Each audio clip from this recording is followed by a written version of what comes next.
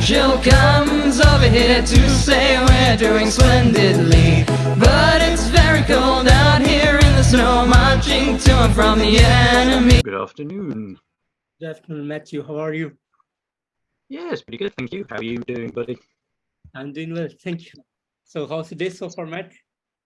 Good stuff. I have had a very busy day because I've been doing a volunteer role I do. So finished early to come back and do this, but it's been quite a long day.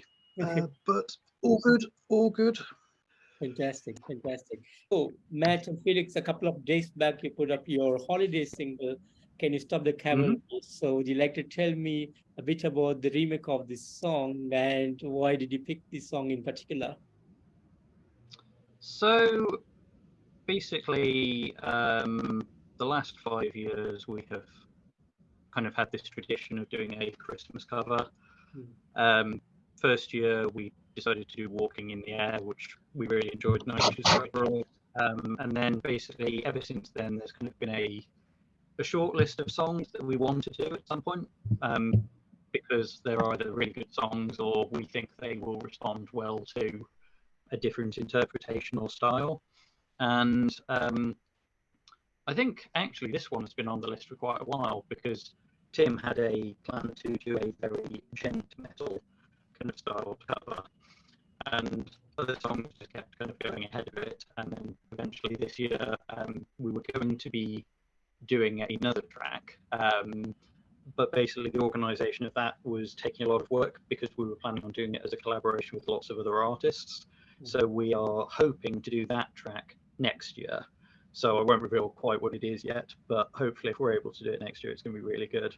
So then it was a case of what song can we kind of quickly try and get together, of which Can You Stop the Cavalry? Well, it's funny because I keep calling it Can You Stop the Cavalry? The track is actually Stop the Cavalry, but I hadn't realised, so hence we mistitled it. Oh well. But yeah, we ended up having some challenges with it because the original song's all in a major key, and I couldn't really find a way of doing it that wasn't really, really cheesy.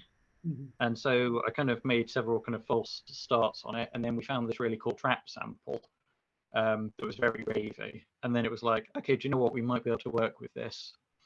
And then kind of took it from there, started adding layers, and Felix did some demo vocals for it, and we thought that they sounded best out of everyone, suited the vocal the best. So thought, yeah, let's have Felix take the lead and have the fun of doing that this time around. And then a few of us added some backing vocals in, and then it eventually came together. But yes, I would say this one was a challenge versus some of the other years that we've done. I'm pleased with what we've got, though. It was really fun doing the lead vocals, since I've not done that before for DS, so I was very excited about that. And then one of the other really interesting things was I was kind of thinking that one of the sections needed a bit of a guitar lead, and it turned out it was in the same key as one of our tracks that we'd released on our IP, and the same kind of part fitted, so we ended up actually doing a reference to our song in the cover. And then in a really weird series of events, it turned out that the lyrics that are being used in our song talk about fighting an endless war. What's Can You Stop the Cavalry about? War. So it was just like, we're going to have to do a reference here because everything has like lined up unexpectedly. Yeah. And it lines up very neatly with something else we've got in the works. So it's all come together nicely there. Exactly. We try and make links between things when we can. Fantastic. And in February 2023, you have planned to release your next single, Dissonant Whispers. So would you like to tell me a bit about this song? Yeah. So this is probably, so basically we always have like a number of songs that we're kind of working on at a time, because we like to kind of keep it fresh and bounce between things. And it's interesting because some of the songs come together relatively quickly. So our last single, which is Kintsukurai, I can't remember exactly, but I think that was probably 6 to 9 months that it kind of came together over. Whereas Dissonant Whispers, it actually, as a track, predates some of the ones on the EP. So it's kind of been sat around for like 3-4 years now. We were working on that when I was when I was shadowing before I was like joined the band official. You guys were doing that even before I properly joined when I was away in Anglesey an awful lot. You guys was doing it back then, so yeah, it really is quite an old one. But it's some pieces kind of work like with a kind of quicker time frame, and other ones I think you've just got to keep layering and tweaking things, and that was one that really did need a load of extra time on it. So yes, I think in terms of total number of hours, that's at the most by far. Although there were some technical challenges at one point that made it take a bit longer. But yeah, we just thought that it would be a good track to do a music video for. So we can talk a bit more about the video process in due course if you want to go into that. But that was really fun because none of us had the experience of doing a music video before. Unfortunately, we have a lot of very creative friends who are able to help with costumes and the cinematography and all the good stuff there.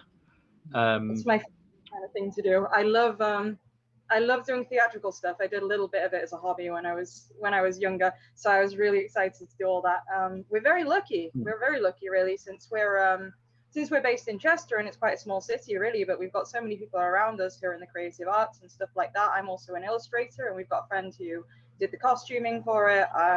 So that's really nice being able to kind of bring in people that don't necessarily do music stuff, and being able to get them involved with the creative process and making it a collaborative sort of multimedia kind of thing, which was really fun to do. That's really nice. Yes, I think you're completely right about the collaboration across industries, because it's been wonderful working with Helen on the costume side of things. And yeah, it gives an opportunity to work on something new, which is very nice. Yeah, the track's basically about a siren luring a man to his death. So the video may have elements of that. Wait and see. And any plans to come up with a full-length album anytime in 2023? So we have actually had a kind of full-length album planned for probably about a year and a half now. I think that I guess what we're obviously struggling with is the best way of kind of releasing things. So I think what we're probably going to do is go with the approach of releasing everything as a single, but then doing like a kind of special edition packaged up, everything together, maybe with some extra tracks, kind of instrumental things, linking parts together, and just make it more a bigger thing. So there is a kind of overall, it is basically a concept album. And I think we were proposing, I mean, I think in terms of number of tracks, we've got about 23 or 24 tracks. So technically we could consider it to be a double album. And I guess in terms of the average like track length, our tracks are probably on average longer than a traditional track. So at least for like most rock songs and that, not quite like prog metal level track lengths, but still a bit longer than usual. So yeah, I think at some point it'd be really nice to do a kind of full package with art book and all the nice things. And yeah, I mean, there's all sorts of things we're considering. Maybe it'd be nice to have, yes, like, I mean, it'd be great to do like a feature length film and all sorts. I mean, those things are probably more difficult, but yeah, there's all sorts of things we'd love to do. Hopefully in time we'll get to do some of them. But yes, full album most definitely is in the works, and hopefully we'll have more to share about that in due course. Sorry, yeah, go on. I'm interrupting you. No, I'm dreadfully sorry, the latency. I just keep interrupting you. I was just going to say, we do kind of think ahead with an album sort of idea in mind. I think a lot of it is we'll kind of come up with a concept for a song, then we'll get very eager to do it. We'll kind of get the inspiration to start working on it, and the momentum will get going, and we'll come out with something. And it's not necessarily something that's going to fit neatly into an album, but generally with a lot of the songs that we've got in the works that we've got bits and bobs done on, because we tend to jump here and there doing things. we've got kind of running themes going through it with quite a lot of them, and we try and link things together that way, especially because we like to consider like narrative within our music. So it tends to come a bit naturally that we'll have like references back and forth to things. So hopefully everything's going to package quite nicely when it comes together as one piece. But we do have odd bits and bobs that are a little bit more out there from the narrative. But yeah, I mean, one of the things I love doing, and as you were saying, is linking tracks together. So one of the songs I'm working on is kind of going to need to like wait until everything else is done, because it's essentially making lyrical and musical references to all the other pieces that will be on the album. So I've got one of those prepared for the beginning to kind of like set up the course of the album, and then there's probably going to be one at the end to kind of tie everything back together again. So yeah, those will be, I guess, dependent on exactly what tracks make it on, and how quickly that comes together. Fantastic. And how is the touring looks for you guys in 2023? Was that touring Yeah, you were asking about? yeah. So touring is one of those things that I don't think is going to be hugely feasible, because we all work quite different schedules. Several of us have full-time employment, and we just have lots of kind of commitments. you guys So can't even keep me in the country at the moment. yeah, exactly. So I don't think full tours are ever something we're kind of wanting to do. Playing the odd gig here and there, absolutely. I think at the moment, though, we are still. I think last year we were kind of 100% focused on tracks. I think this year there's kind of like there's a little bit of focus coming in onto the live, and I think next year we probably will start putting more time and effort into kind of making that possible. I think the main challenge though for us is just that we rely very heavily on lots of kind of programming, backing tracks. There's lots of orchestral parts and stuff, and so it's not okay. I guess we're not in a situation where we can just turn up with guitar, bass, and drums and kind of play these songs. Or if we did play them, they're not going to sound very kind of good. So it's working out what level of technology needs to be in place to make it happen. And I think, yeah, we wouldn't want to do it unless we can put on a very good performance. But I mean, again, from the gig perspective, I mean, it would be amazing if we could like get an orchestra and play with them. Obviously, again, funding is going to be challenging, but I think we just like to, if we're doing all these things, we'd like to do something special. And yes, hopefully one day we can build up to playing like the Albert Hall with a full orchestra and choir. Oh my goodness.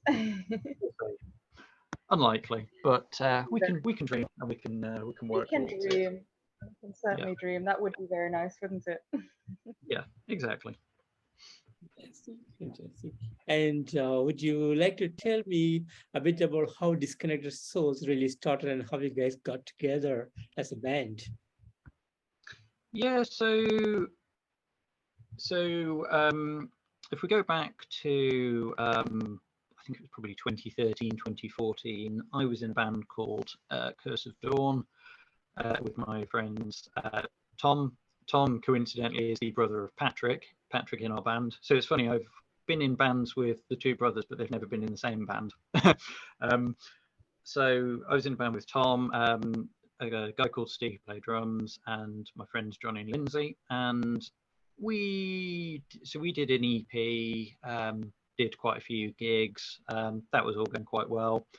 And I think in those days, like, we tended to write all the songs like kind of together as a group, or like Johnny would write them kind of mainly, and then we'd kind of add contributions. And I think one of the things I always wanted to do was kind of get the experience of writing a song by myself, because I'd never really done that. Mm-hmm. So I think it was around about that time I basically created a folder on my computer and just came up with the words like Disconnected Souls, designed some really like jolly looking artwork, and said, okay, do you know what, at some point I'm gonna like release music myself under that. So the original aim was to be, I guess, a solo project.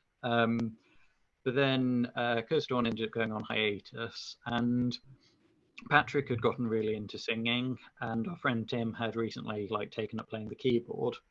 And I can't really remember like what the conversation was, but somehow we ended up getting together in a room, and then that kind of ended up happening every Saturday and evolved into Disconnected Souls. And I kind of took it from being like a solo project to being like another full band, although I guess I did have more kind of involvement in the songwriting, just due to the fact that those guys hadn't had that experience. During this time, I was off in Anglesey, being horrendously isolated. Yeah. So I guess next up in the history was we met Holly, and Holly and I ended up getting a relationship, and it turned out we discovered she can play guitar and sing very well, and so that became a no-brainer. So Holly joined, and then I guess it was like, yes, probably. I guess we just started writing songs. We did the EP, and then probably 2 years later. So Felix was often coming around and kind of assisting us anyway, and then it was just like, Felix is a creative genius. Why don't we just absorb Felix into the band? That's very sweet of you. That's some flattery there. I'd actually been doing folk music. Like, when I say folk music, I've been doing bits and bobs of folk songs on my own. I'd kind of gotten really into singing like quite a few years back, and I've been kind of working on it for my own sort of projects. I've been doing these small things. I hadn't really ever planned to kind of go out and perform or do much with them. I just did them for my own satisfaction. And I wanted to be in a band, but I back then wasn't really the kind of person who actually told people what I wanted. So I would loiter around and I would come to band practice. I did the kalimba. I did a little bit of a kalimba solo on one of the older tracks. I forgot about that. Yeah, technically that's my debut. Technically. So I did bits and bobs. I kind of mostly just gave opinions and tried to kind of learn about composition from these guys, since I did singing, but I wasn't so hot on the composition side of things. And then I was away an awful lot, and I kind of came back and spent more time near Chester, so I was able to come around more.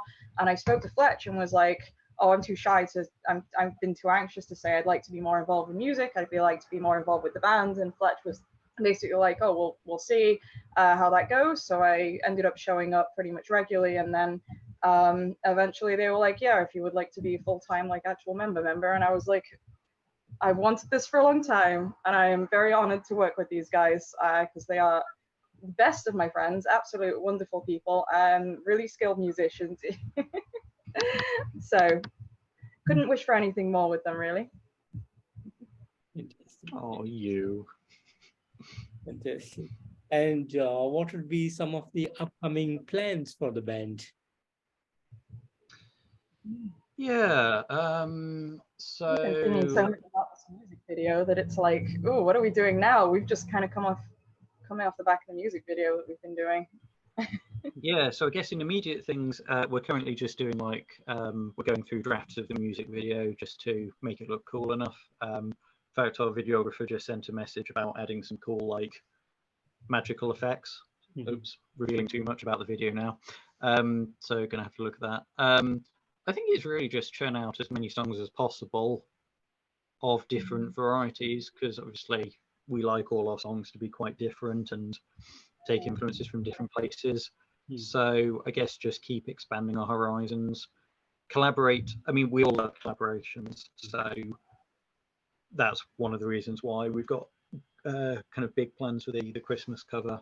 I was going to say this year, I mean next year.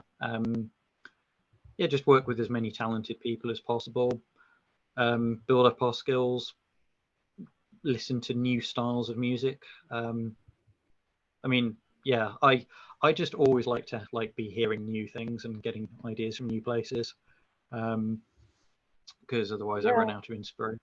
We've got a chat, not just the band, but sort of a bunch of our musically inclined friends. We've got a big chat, and we throw in anything we find, anything interesting, anything remotely interesting. We stick like a streaming link or a YouTube link or something like that in there, and give people a listen. It all gets added to this massive playlist, which is really good to put on sometimes, and you just get absolute whiplash from the sorts of things on there.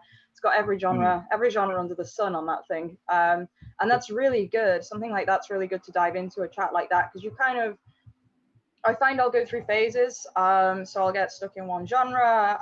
I've got really into like American country music thanks to my partner at the moment, like indie American country music. I've got stuck down that hole. I won't come out that hole for a while. And then I'll get, I'll get into like EDM or something, and I'll just stick with that. So it's really useful to have the chat so that you're kind of constantly keeping fresh things. It's very easy musically, I think, to kind of tunnel vision into one genre and just absorb that for 6 months. So it's really nice to have that. It's good as well because I guess that's kind of more the input of people outside the band as well. Sort of the musical community around us is really important to us, the creative community generally, if we can include them. One of the songs that I have written that hopefully we will be working on, it's not in progress yet, but that's in the list. So my partner's a writer, and the song is basically regarding one of their stories. So I've taken inspiration in that, written a song about that. And so it's really neat how creative experiences come together. Not sure how much that tells you about our concrete future plans, but yeah, I think one of the other things I guess worth mentioning is we were gonna look into some more merch of different kinds.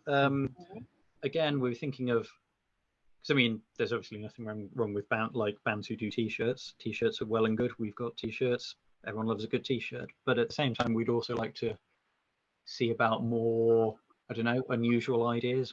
I don't know, some candles, ponchos, blankets. I don't know. These are all the things I want. How feasible all these things will be, who knows? all cozy Yeah. things, all cozy things. Fletcher, Yeah. of course. Again, the feasibility, don't know, but it was certainly something we were discussing. And I don't know, if we manage to make a really successful like fashion brand, that will really help with funding some of the more ambitious things we want to do. So yeah, I think I'm not going to say no to a fashion brand. regarding the printed stuff, again, like it's funny how these things kind of come together.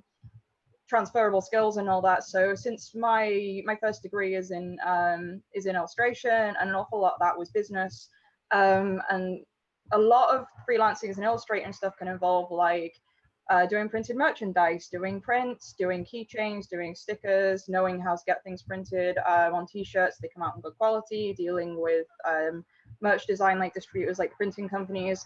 So I know quite a bit about that. So that's very useful. I'm doing a vector at the moment. I need to finish that vector so that we can do something that would make a good keychain. But yeah, so it's really neat how those things that you don't expect just kind of, oh, I know about that. And you always know somebody, you always know a guy. Yeah, indeed. Yeah, I think that's probably all the main things we've got kind of brewing at the moment, I would say. I think, yeah, just the goal next year is to churn out more songs quicker, because we've got quite a lot that have been kind of worked on over the past year that are kind of getting to that nearer stage. So hopefully more releases in a shorter time frame. Interesting. And how has the journey been for you so far? Ooh.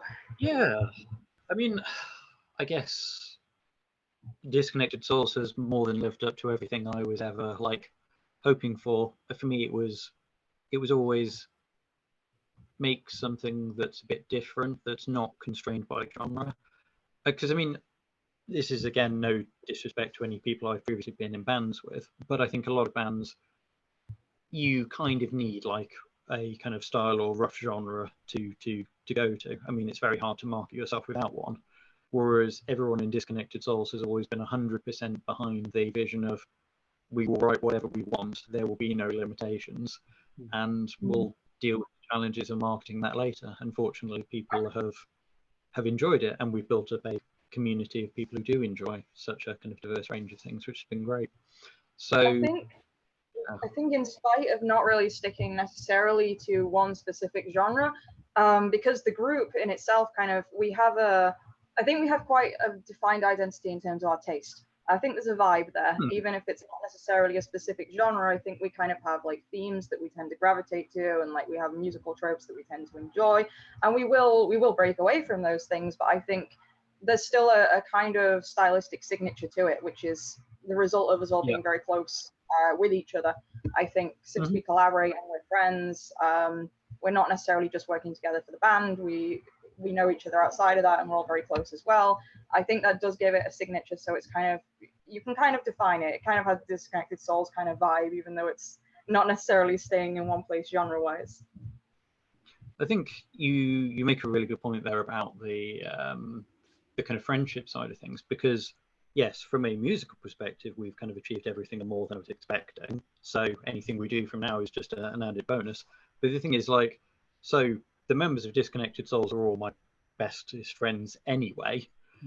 And I always find it like bonding through music is just, it takes your kind of friendship to an extra kind of level.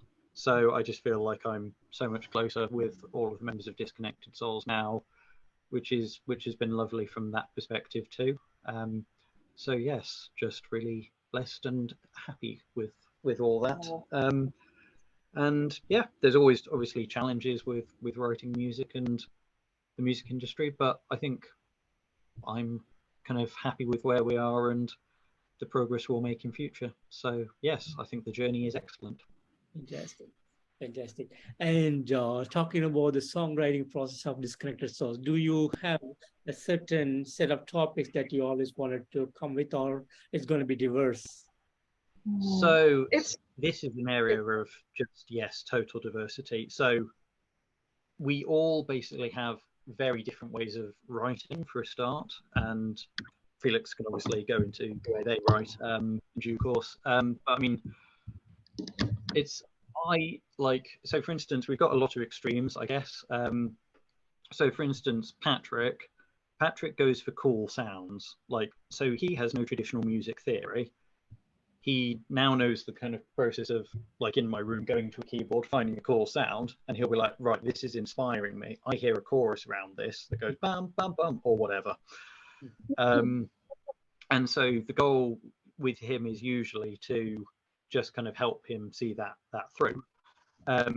Sometimes he comes up with kind of song concepts. So we have our own Discord kind of channel that kind of has a list of like song concepts. So one or many of us will often just post saying, like for Kin Sakura, he basically posted and said, there's a Japanese art of repairing things with gold. This is a really cool song idea. What could we do with it?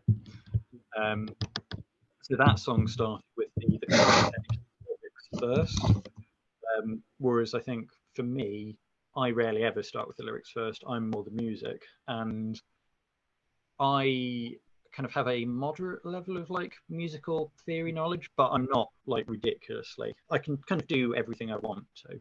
So for me, I like working very much around cool chord sequences, lots of kind of layering of different parts and textures and things, and doing it that way, and then letting the lyrics possibly come after.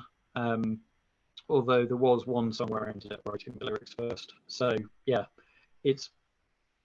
there's a lot of flexibility, and I think if we wrote every song in the same way, we wouldn't get half of the kind of diversity. So yeah, I think another good thing just to mention before Felix goes into the way they kind of approach stuff is like our friend Tim, again, he writes things in a very different way. So he usually prefers to kind of get like a main idea from one of us, and then he will basically play that idea on the piano. And his whole kind of logic is that if I can make a song sound good in terms of like the melody line and the chords on a piano, then you know that it's a good kind of riff or lyric or melody line, because it will only get better when you put it onto other instruments. So that whole kind of stripped back nature was something I'd never like encountered before. And it was interesting because he'd not had experience in bands, but he just so happened to kind of think that was a really good way of doing things, and he's absolutely right. It's a really good way of testing the ideas. So now basically I kind of see my role as like being a like project manager, trying to like manage all these different ways of people writing and try and get the best out of people. But yes, Felix, I'm sure you have lots to elaborate on the way you approach things. A little bit.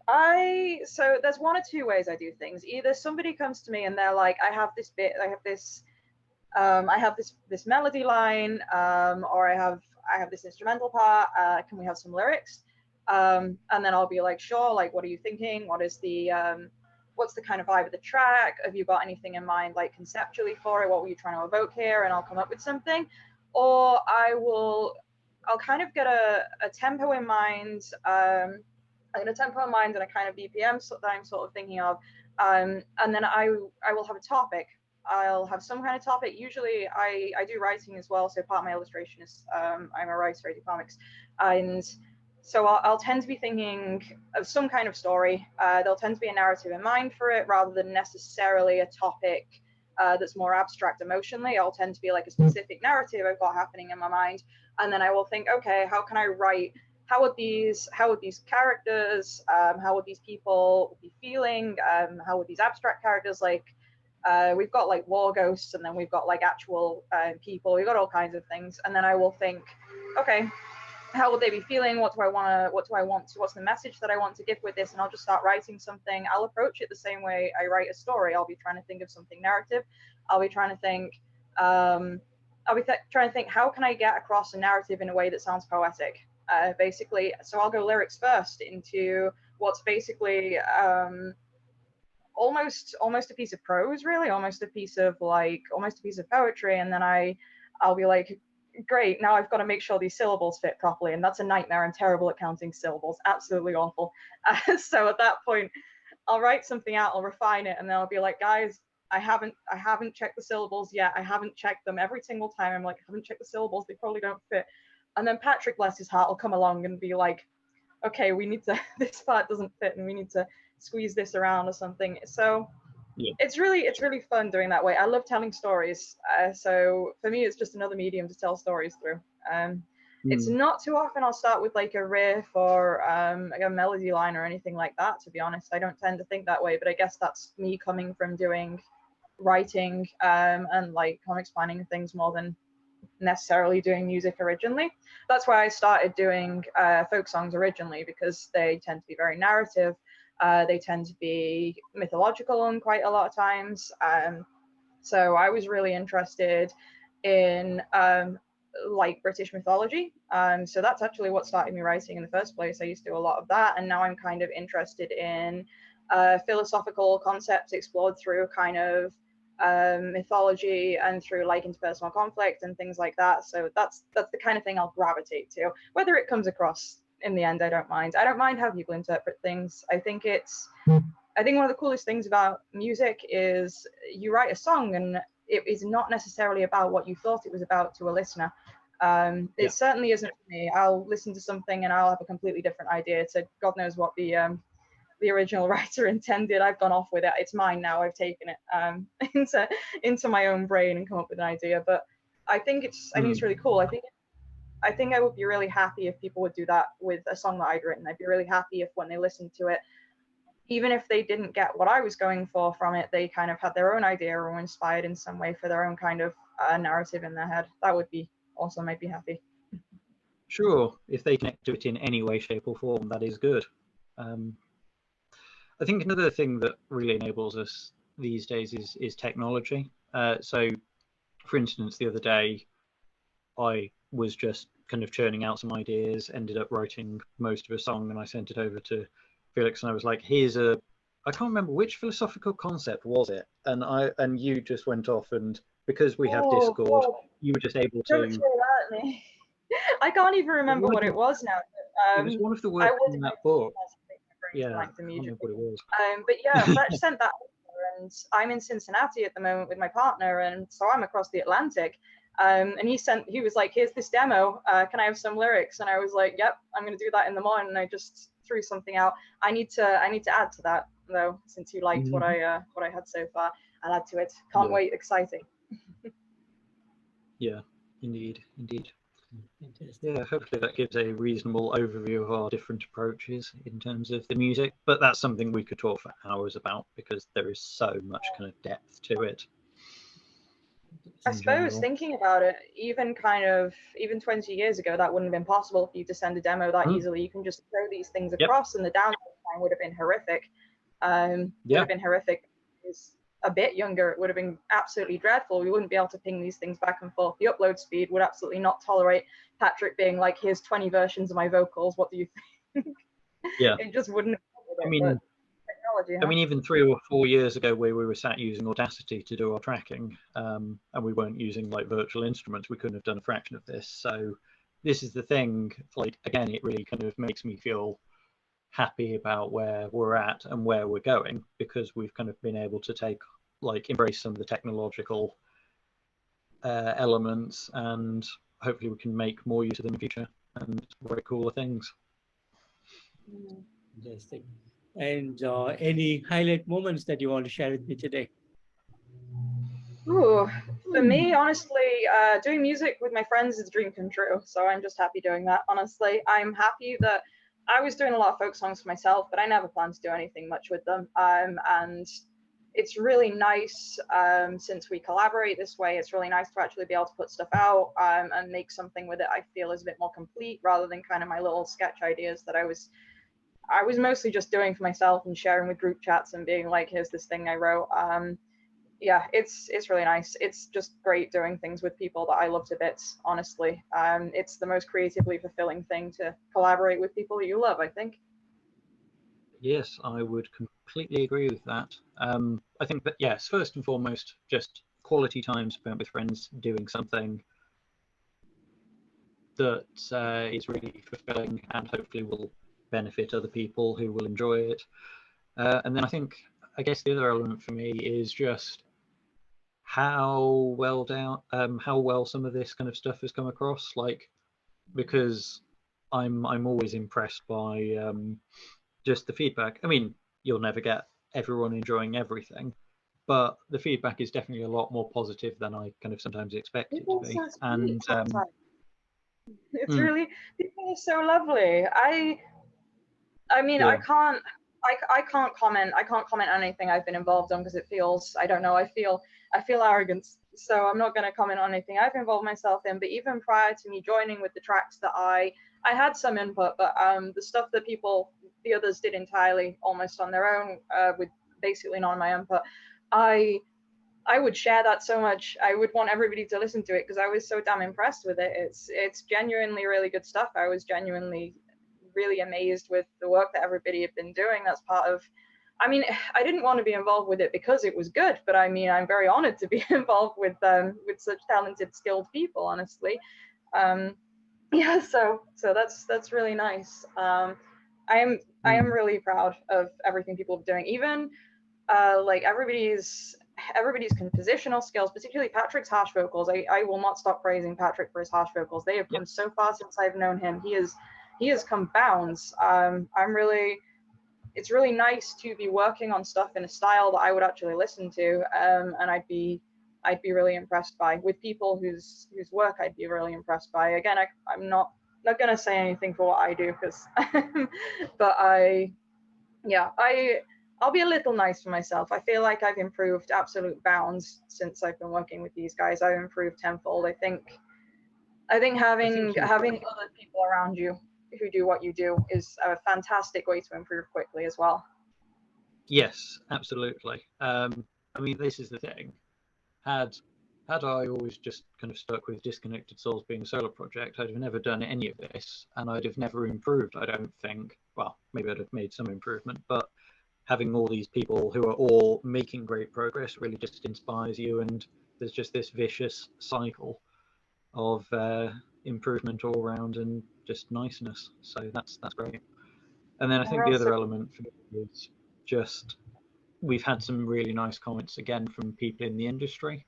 So Lindsay has been very, very sweet in some of her comments, as has a guy called Johnny McBee from the Browning, who are a band that I really, really love. And he's actually helped with some of the songwriting and giving feedback. And we're he's so been super, happy. super kind. Yeah. Fantastic, fantastic. And guys, finally, what would be the message that you want to give to the Disconnected Souls fans around the world? I guess thank you so much for all your support. Much love. Hopefully, you're going to like the new things we're working on, and we're kind of Yes, we've kind of got like a very long list of things, so we're not planning on breaking up anytime soon. In fact, we've got like 7 or 8 different albums worth of concepts Can't even planned talk out. about it. I can talk Yeah. about it. So my stance is basically until I've dropped dead, I'll be churning out Disconnected Souls tracks. So yeah, if you enjoyed Disconnected Souls tracks, that might be good. If you don't enjoy Disconnected Souls tracks, I'm really sorry to hear that. Tough luck. Oh, I think what I would say to people is I'm just happy if they're inspired to create something. The best piece of feedback I was ever given for something I created was to do the world a favor and never write again. So I keep that in mind whenever I make anything because I'm stubborn as heck, and I love to spite people who want to stifle any kind of creativity. I think the most important thing is if you ever meet somebody who's new at something, everybody was a beginner once, and you should be sweet to them and you should encourage them. There is so much value in positive reinforcement because it's even more important than criticism, I think, because just spurring people on to feel enthused, to improve, that will make them improve bounds because they'll be encouraged to keep practicing rather than just kind of getting perfectionism stuck in their head and wanting to give up and not wanting to write anything or make anything. So yeah, just be sweet to people, be encouraging when they produce something, look for the positives in it, and try and bolster everybody else, because in the end everybody benefits from a larger creative world, I think. Yeah, and I think something that I'd also like to say is I'm always very keen on supporting people who want to make music because I know obviously how much of a benefit it's had on my life and others. So if you ever want to get started in music and don't know where to begin, just drop me a message and I will do my best to help. And in a few years, you'll be selling out stadiums, hopefully, and we can all go on tour together. No. And Matt and Felix, I want to thank you both so much for giving me today this wonderful opportunity to have you on the show. Thank you so much. And thank you so much for the amazing music that you've been giving us. And wish you all Thank you so much. the coming days. Thank you. Thank you kindly. It's been lovely to talk to you. Nice talking to you. Yes, have a wonderful rest of your evening. And yes, take care and speak soon. Hopefully, have a nice Christmas. Yeah, you too. Guys, take care of yourself. Cheers. I hope you have lovely festivities. So bye-bye. Bye.